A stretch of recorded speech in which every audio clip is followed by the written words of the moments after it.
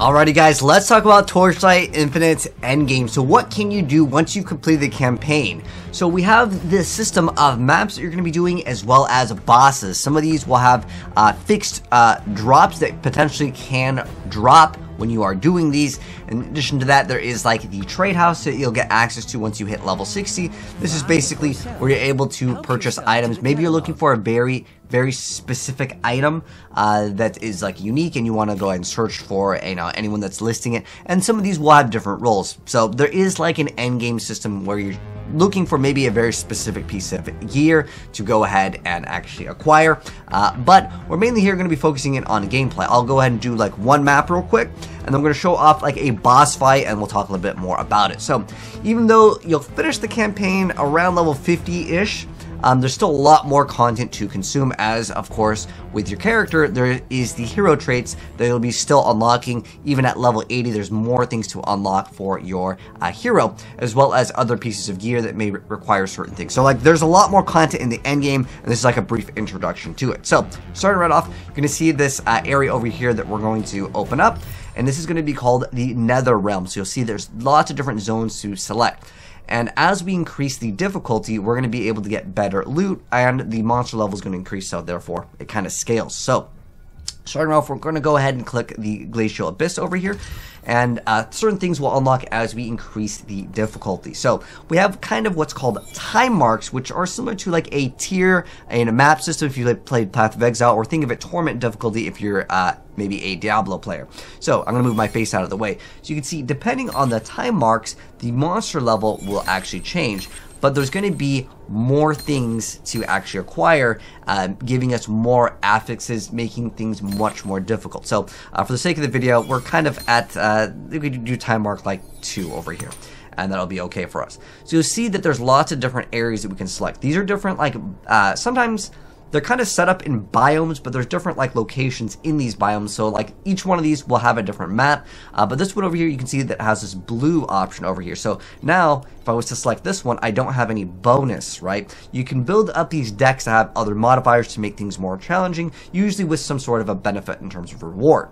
So let's go ahead and select this one. And if I hit next over here, you can see there's the base affix over here, and we have these other currencies to reroll. So in this instance, we have minus mana regeneration speed. Maybe we're running a build that we need a very specific amount of mana, and let's say I cannot do this. I'm going to reroll, and now we have balance of all things. What is this doing? Increases the enemy's resistance against an element by 25% after dealing damage with that element, but reduces their resistance against other elements.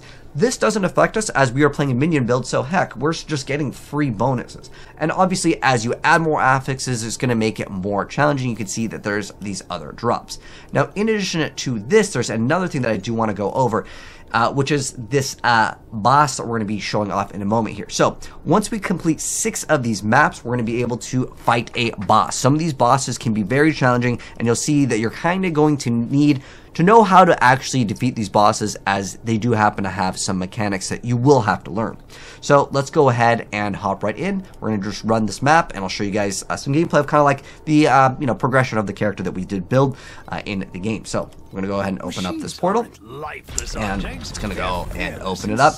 Now, you don't have unlimited tries on these, so if you do eliminate yourself multiple times, you will lose out not only on XP, but you're going to lose out on potentially the rewards because, well, you fail the mission, you die, whatever you want to call it. So let's go ahead and hop right into the gameplay now that you kind of got an idea. So I'm running a minion build, so we're going to go summon all of our spider tanks. This will show you guys kind of how the build works. And we're just really looking to defeat the boss, but I also, in this video, want to go over the seasons. So you see this little thing building up. This is for this current season that's in the game. And basically, once this fills up, we can hit whatever the hotkey is. In my case, it's V as in vampire. And you'll see these enemies get summoned. And as we kill the enemies, there's a little icon. And it's going to basically be whatever the icon is. Like this would be like the cards for the deck to basically roll modifiers on the maps to make them more challenging to give other rewards. But pretty much, I just go straight towards the end. And I'm just here to defeat the boss, just so I can make this video not super long, because I also want to show you guys the full boss fight here for this build. Now, this build, I'm really happy with it. Like, it is absolutely shredding content. But if you've played Path of Exile, think of it kind of like that, or if you've done like a Greater Rift in Diablo, you just need to get to the boss. You don't have to kill a certain amount of monsters, right? We'll go ahead and activate our curse on the enemy here. And once the enemy is finished, you do get a big chunk of XP for the boss, and you do need to do the boss to complete the progression. Get this troll mage down.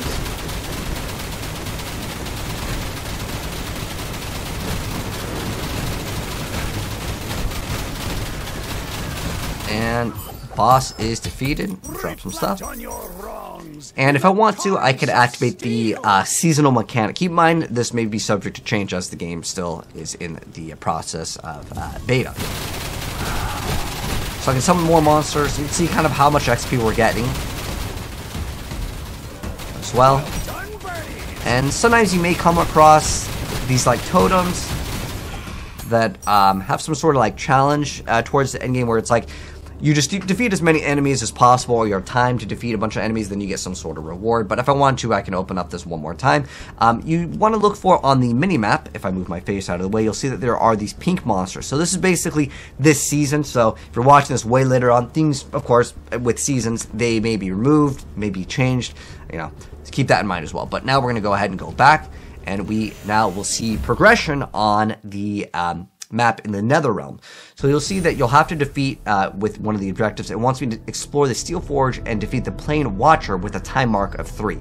So what this wants us to do is it wants us to do certain things at a very specific like difficulty. So it's going to be some sort of progression that you're going to unlock, and you'll see over here we have these cinders. They're obtained from defeating the Plane Watcher. So as we progress in these different like biomes and like areas like the Steel Forge or the Boiling Lava or the Glacial Abyss over here, as we progress and we want to unlock more. Now the Voidlands or the Void Rift will be a little bit different, as there's one that requires like certain very specific things to actually unlock, which we'll talk about maybe way later down the line in terms of content.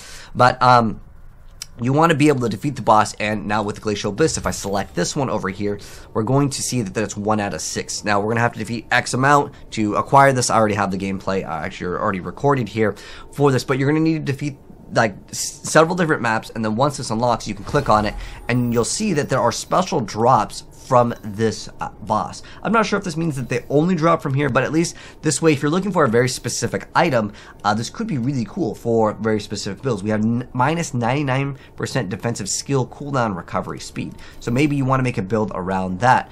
Maybe you want this extra skill cost, because there's certain skills that could work off of, let's say, the mana spent. So the more theory crafting, a really cool thing. So this is kind of just like the brief introduction. I do want to show you guys the like boss here. So let me go ahead and like fast forward to the boss gameplay, because they are cool, they're epic, and you will maybe have to learn as you increase the difficulty. But the first time that you do some of these bosses, it's basically like it's going to be a lot easier than the harder difficulties as you increase in the time mark. You can see all the different rewards as we do increase the difficulty. But let's go ahead, cut to the boss. Alright, so now that we've gotten all of the levels done, we can finally do the boss, which may have a special drop. So let's hope that we can get lucky here. We just started out.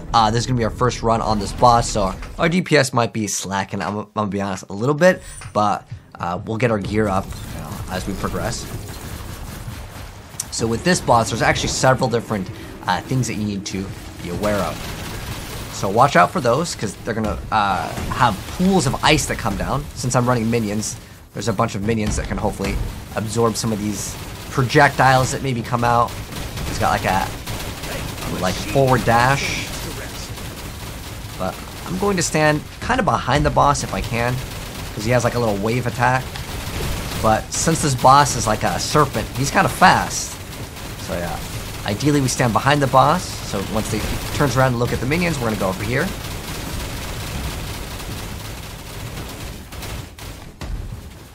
We've got it about a quarter of the way down. Woo! Giant spikes, got to be careful. Looks like our defenses are pretty good. Sometimes I like to just hop around if I don't know where the boss is at, just so I'm not holding still. But basically, just don't stand in the pools or the coldness tracer, freezing vortex. Sometimes you can just jump out of the way. We're going to keep on casting that curse on the boss so they take some extra damage. We're about halfway done right now.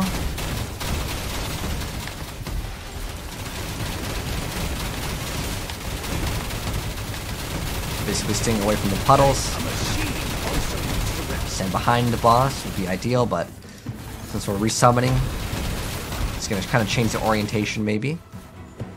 But with a summoner, this boss is a lot more chill because you're going to be able to kind of stay away from like the danger zone. Although right now we're tanky enough.